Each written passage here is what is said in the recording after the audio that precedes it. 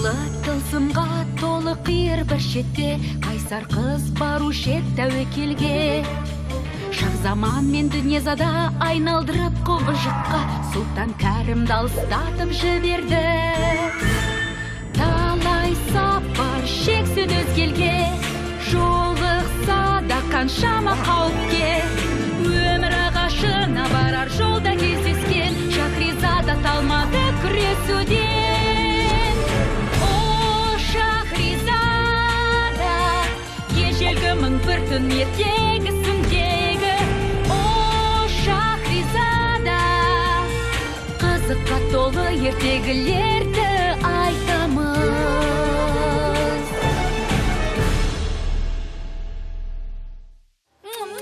Тек қаңқасы қалған Сүлеймен атты кемені қалпына келтіру үшін ақшаға жетеді. Сондықтан қарақшылар апанына баруға бел Менің де болды. ойым солар болатын. Рас айтам. Алайда бізді тосын сый күтіп тұрды. Ұстаңдар! Бағымызға орай, әкемнен қалған сандық толы сиқырлы заттарды тауып алдық. Али Бабаның батылдығының арқасында Тағы сен бе? кеме жасауға жететін алтындарымызбен қашып құтылдық. Үш басты самұрық құс.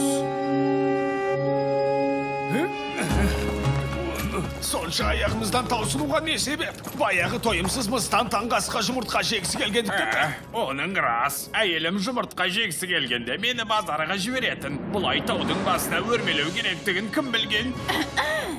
Кешірім өтінем. Сендерді әбден әбігерге салдым ба? Дүниезада ханым, жоқ, мен... О, не дегеніңіз, ханым? Ендеше көздеріңді ашып жоғарыға қараңдар. Әне тұр. Қарун Халидтің атымен ант етейін. Мұндай алып жұмыртқа шығаратын қандай құс бұл деген? Ана құс емес деп үміттенемін. Бос сөзді доғарыңдар, тездетіңдер, жұмыртқаны көтеріңдер. Құп қалады. Ал тез. Қазір, абайла. Енді Иә, көріңіз. мұнда келіңдер. Анау келе жатыр. Тездетейік, кетпесек болмай. Бізді әкетіңізші. Кешіріңдер. Өкінішке орай кілемім ауырлықты көтер алмайды. Аса құрметті Шахзаманға адал қызмет еткендерің үшін рахмет. Өзіне тастап қайта барасыз.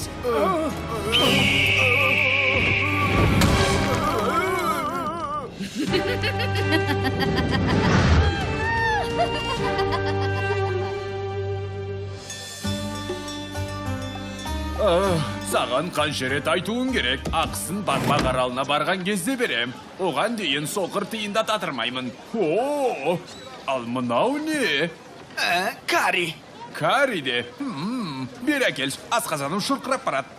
Бұл отбасымызға тән ерекше жолмен әзірленген тағам. Алайда бұл саған емес. Өте ашты, шыдамайтының айдан анық. Қызметші, мен өзен секілді аққан лаваның бойында алып айдақардың терісін сылып шегем. Оның жанында бұл тағамың түк емес. Қалауың білсін, капитан.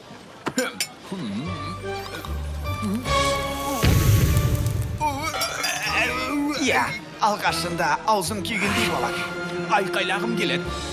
Бірақ дауыс желбезегім балқып кеткендей әсердемін. Оның еден жуған су екенін ұмыттың ба?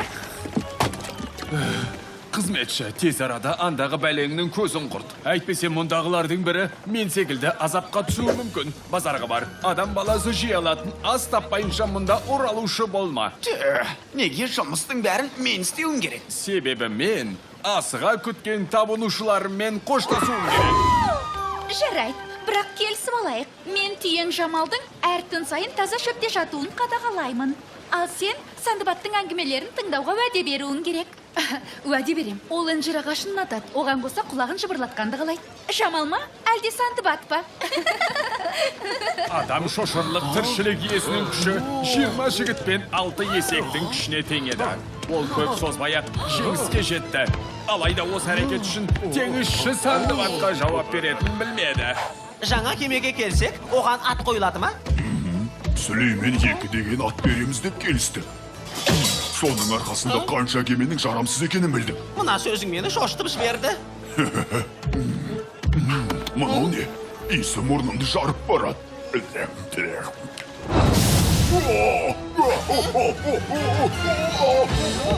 Қорқынышты құбыжық артымнан төніп келе жатты. Пышақтай өткір тістерімен жез тырнақтарын көрсеңдер қаша жөнелесіңдер. Қатыгез құбыжық қызыл тілін салақтата жазықсыз жандарға тап берді. Сандыбат, әңгімені жаныңды салып айтасың ау. Шақыртуыңызды естіп келдім, ханым. Қолыңда Жеп қойсақ бола ма? Мүмкін кейінірек. Мына тиындар бастапқы сияқын. Бұдан былай маған жұмыс істейсің, ұқтың ба? Сонда не істегенімді қалайсыз? Біздің қолымыздағы кішкентай ғана дүниені кемеге кіргізуің керек. Ауыр болмаса жарар ед. Қу тізем әбден шаршатты. Әсіресе сол жақ тізем. Жұмысыңды жаса. Әйтпесе тамағымыз қайналасың. Қоймақ жасаймыз. Мынау жұмыртқаға ұқсай ма? Не екенінде жұмысың болмасын. Бастысы кеме ұзап кеткенге дейін жасырып қойсаң болғаны. Ал сосын не істеймін? Басқа ештеңе істеудің қажеті жоқ. Қалғанын өзіміз реттейміз. Мені ұқтың ба? Иә, бүгінгі күннің ең жеңіл шаруасы екен. Жарайсың, бергеліңдер кішкентай сүйкімділерім. Әр сапар сайын өзіңнен алыс кетсем де жүрегім аптығып соғат тек сен деп. Қойшы. Сандыбат аттанды. Жолдарың болсын, өздеріңе абай болыңдар.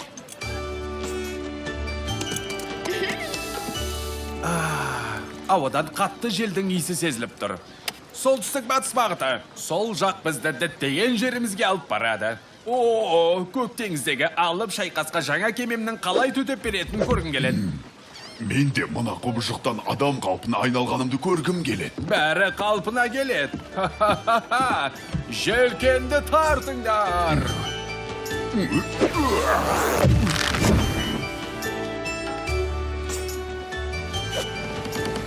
Тоқта, Сандыбат. Қызметші, ол кемеде емес. Жақсы, демек асқазанымызды өртейтін кәрінен аулақ боламыз. Оған қоса жел басылмай жылжуымыз керек. Кеме солтүстікке. Тоқтаңдар! Сандыбат, қызметшіңді тастама! Мен кемеңнің жанындамын! Жоқ, дүниезада бұл қылығым үшін жақсылап тұрып сазайымды беретін болды-ау.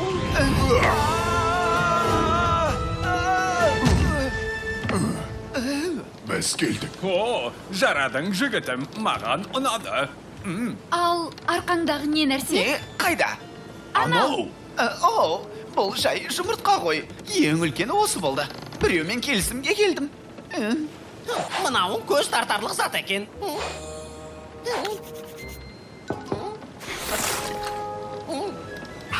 Күмәнім жоқ.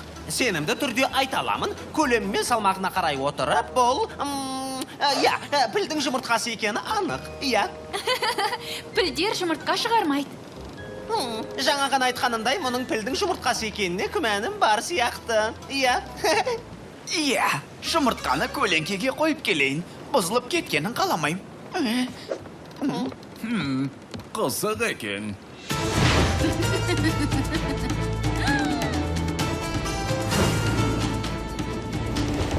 Аса құрметті мәртебелім. Зұлымдардың кемесіне қарсы игі іс атқарып келдік. Олардың көздерін мәңгілікке жоя алатын керемет тәсілді іске қостық. Ол қандай іс? Керемет тәсіл ме? Мұның маған ұнайды. Ғажап. Осының құрметіне жақсылап тұрып салтанат кешін ұйымдастырсақ қайтеді. Иә, табылған ақыл. Қане, іске кіріс. Ханым, рұқсат болса, менің ең мықты деген екі әскерім сізбен бірге алып жұмыртқаны іздеуге кетіп еді. Енді оларды таба алмай жүрім. Алып жұмыртқа. Қаласаңдар, бүгінгі кешіміздің басты тамағын жұмыртқадан жасайық. Қайнатайық па, қақтайық па, жоқ әлде қорғанымыз дұрыс па? Өкінішке орай қымбаттым. Жұмыртқаны әлде қашан сатқын Шахризада мен оның сыбайластарының иелігіне беріп қойдық. Солай де. Демек, сонда біз оларды әлі де сол қылмыстар үшін жазаламақпыз ба, дұрыс па? Әрине ақылды ханзадам. Мен айтқан жұмыртқаның басты мақсаты да осы. Соған байланысты тамаша жоспарым бар. Ал әлгі әскерлеріңді ауруханадан іздегенің дұрыс. Басшыларына көрсеткен адал қызметтерінің нәтижесінде алған жарақаттарынан айығып жатқан болар.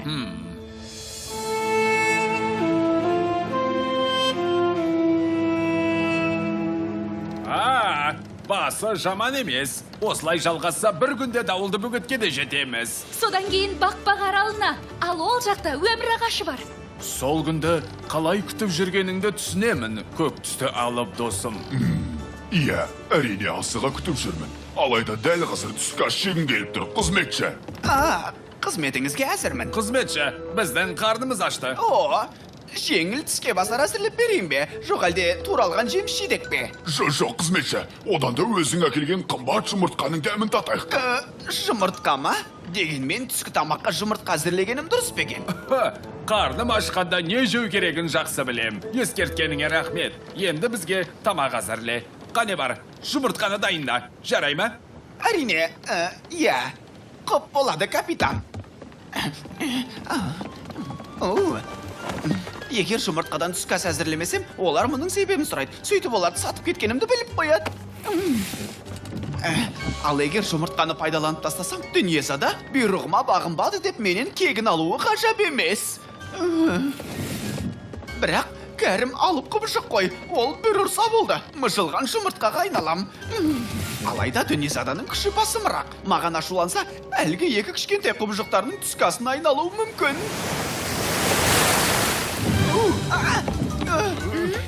Кері қайт! Жұмыртқа дайындаудың жаңа тәсілі ме? Кері қайт! Тоқта!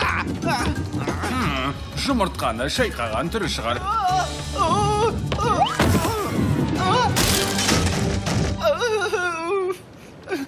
Кешір, капитан. Жұмыртқа дем сәтте ғайып болды.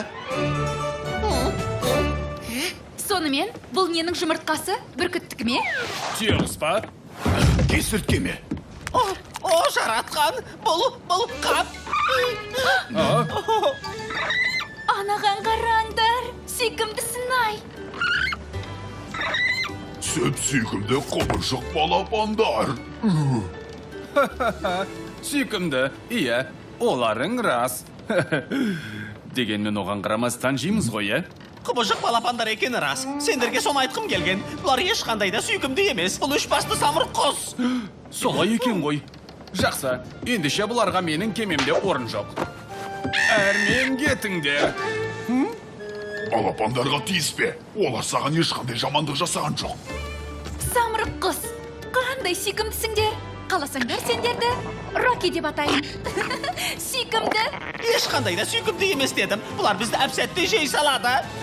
Сен тым әсірелеп жібердің, Халил. Меніңше, олар сен ойлағандай қорқынышты емес сияқты. Меніңше, Роки бізді ата-анасы деп ойлайтын сияқты. Ол келе жатыр.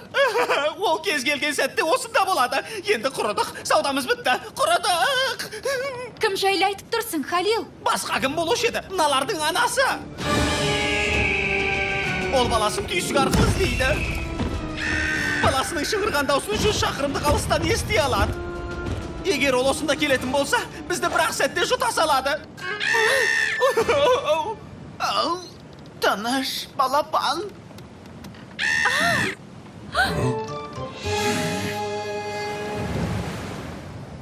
Ақылды Роки.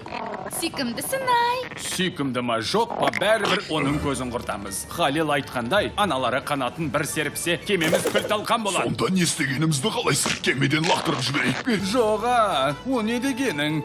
Одан да жей салайық. Өмір сүру деген осы. Естуімше мұндай құстардың еті өте дәмді болады. Сонда бір оқпен 2 қоян атамыз. Тоқта! Оны кемеге әкелген өзіміз. Демек оған біз жауаптымыз. Оны қауіпсіз жерге апарғанға дейін бізбен бірге бір кеменің ішінде болады. Жауыз құсты не үшін сонша қорғаштайсың? Байғұс балапанның еш жазығы жоқ. Жамандық жасауларыңа жол бермеймін. Бірдеңе істемесек болмайды. Анасы баласын іздеп келе жатқан шығар. Халил, қанша уақытымыз бар? Негізі, егер оның орташа ұшу жылдамдығы мен екі ортаның арақашықтығын оған қосса, желдің ұйытқы жылдамдығын қоссақ, аз ғана қалады. Рас айтам. Иә, демек кері қайтып қалаға апарып тастайтын уақыт жоқ. Апарған күннің өзінде қала тұрғындарын дүрліктіреміз. Енді оның осында ұшып келуін қалай тоқтатамыз? Әйтпесе оның алып тырнағының астында езіліп қаламыз. Дәл солай. Сонда бізді езіп тастасын дейсің бе? Анасының мұнда келуіне жол бермейік. Ол үшін Рокиді ұшуға үйретеміз. Мынауың расымен табылған ақыл екен. Бірақ оны ұшуға қалай үйретеміз? Қалай ойлайсың? Бәріміз сол жағын ойластырайық. Тездетейік.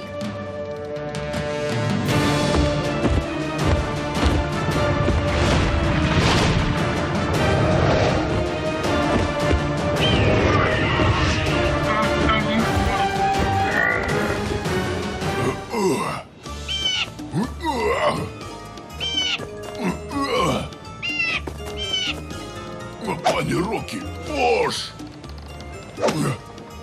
Ол мұны ойынға балап тұр. Дәл солай. Ойынның бір түрі. Бұл ойыннан кім жеңілсе, яғни бізді айтам. Кемелері Роккидің анасының тырнағының астында қалады. Сондықтан оны шуға ынталандырып көргендерің тиімдірек болады, достар. Сонда қалай? Қазір мысалы тамақ көрсет, жеу үшін секірсін. О, тек балық емес. Бағанадан бері балық жегімге бәрең тұрым. Қане, Рокки, жегін келсе ош.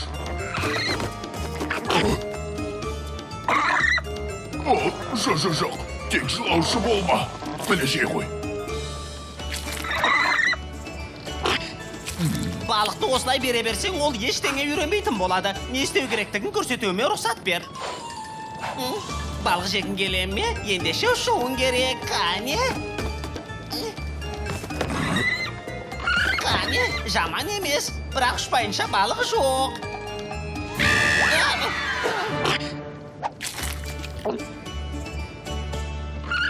Керемет сабақ болды, ұстаз.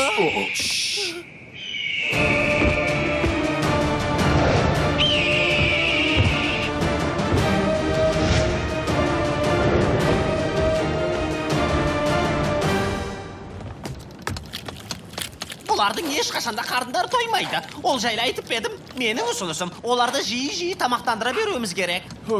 Біздің тамақпен бе?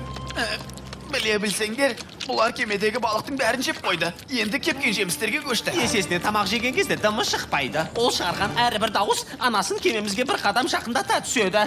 Оның жейтін соңғы асы біз болғанымызды қаламасаңдар, кемедегі барлық тамақты бере беріңдер. Халил дұрыс айтады. Солай жасасақ қана уақыт ұтатын боламыз.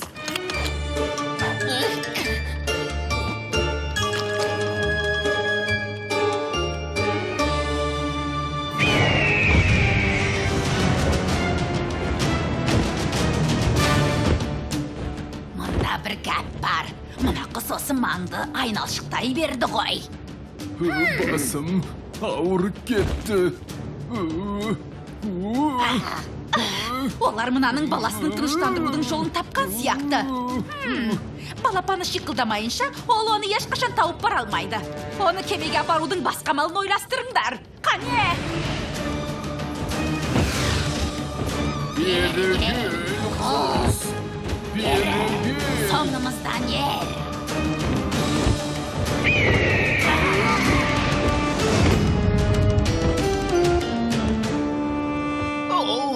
Қайран жемістер. Тойымсыздың құлқына кеткен дәмді тамақтарым-ай. Есесіне дыбыстар шыққан жоқ, солай емес пе? Эй, Рокки, Шахризадаға қараш.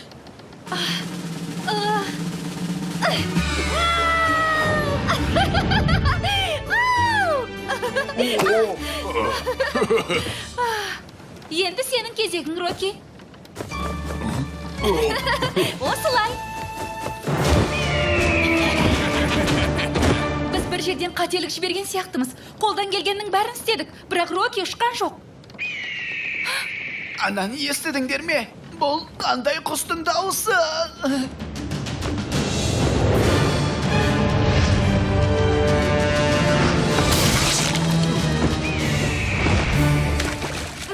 Анасы. Анасы ма?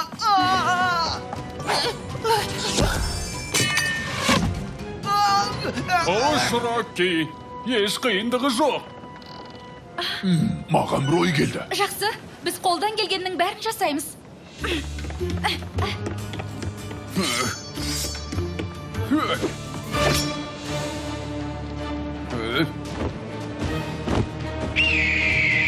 Қане, Роки, анаңмен кездесетін сәт келген сияқты.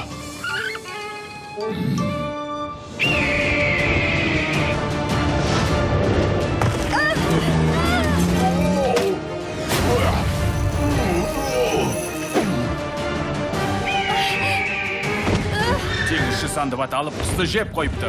Тамашаңыз. Бұдан басқаша айтылса қызықсыз болып қалады.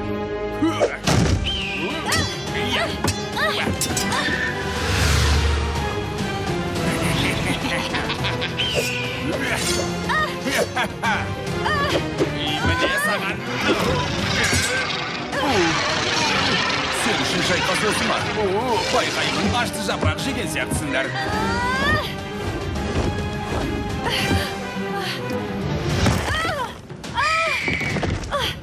Шахризада! Мені ойлап алаңдама. Рокиді ұшыруың керек.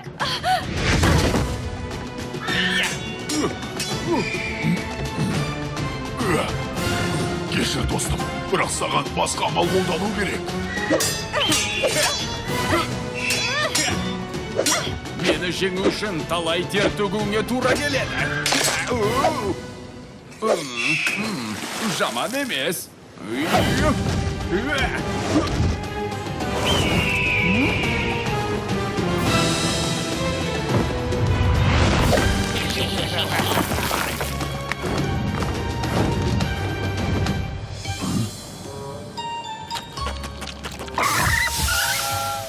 Бұған қалай қарайсың, балапан?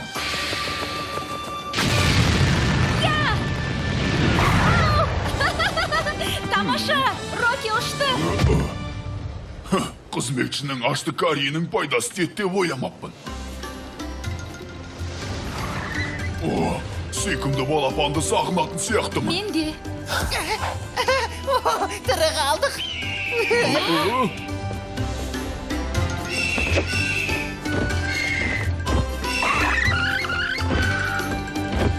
Тезірек, суда қалқитын нәрседен ұстағаныңдар.